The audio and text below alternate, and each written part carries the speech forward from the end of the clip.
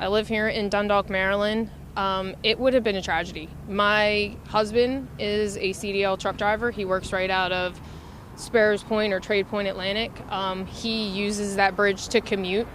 It's definitely always something that's on my mind is anything going wrong. But for me, it personally would have hit home. But the traffic that bridge sees every day, I couldn't even put a number on it. Thousands of cars, thousands and thousands of cars.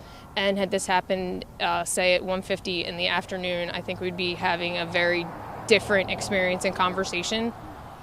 My prayers and thoughts are definitely with the families. I can't imagine what they're going through. That was my first thought as soon as I heard about the collapse this morning was how many people were on the bridge.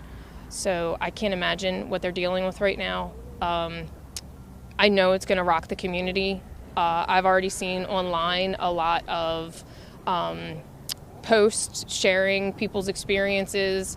The bridge has a very strong history in America. It's where our national anthem, Star Spangled Banner, comes from.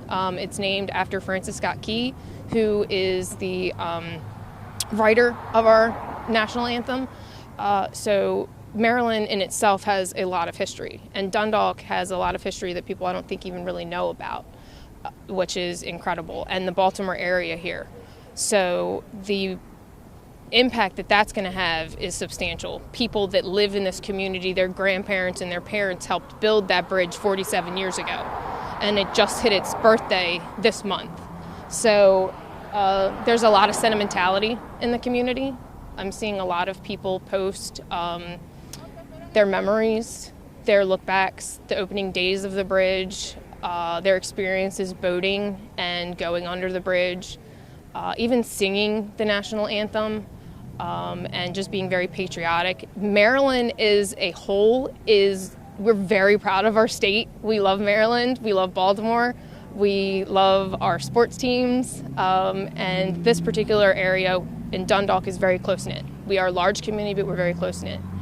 And at 1:30, I woke up and I heard the noise, and it was vibrating the house and stuff, and it only happened for 5 seconds, and I was really scared. I literally was covering my ears oh my God, I'm gonna die, this is it, this is my final moments. But then a few seconds later it stopped, and I was waiting for it to happen again because that would be the time that I woke up my mom, and it didn't happen again. So I just was must have been a jet or something.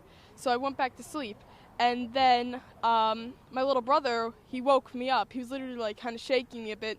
And in the most calm voice ever, he said, "Hey, the Key Bridge fell." And I was like, "Oh my God, is everybody okay?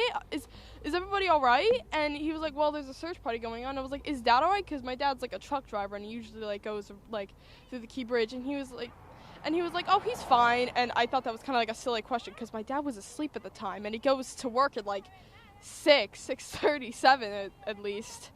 And I was just flabbergasted, so I went down the stairs, and my mom was in the bathroom. So I literally looked up the thing online, and I saw the footage, and I was like, "Oh my God." And then I literally just me and my mom were just talking about it the entire rest of the morning before she had to go to work and stuff. And it was just it's really scary, to be honest.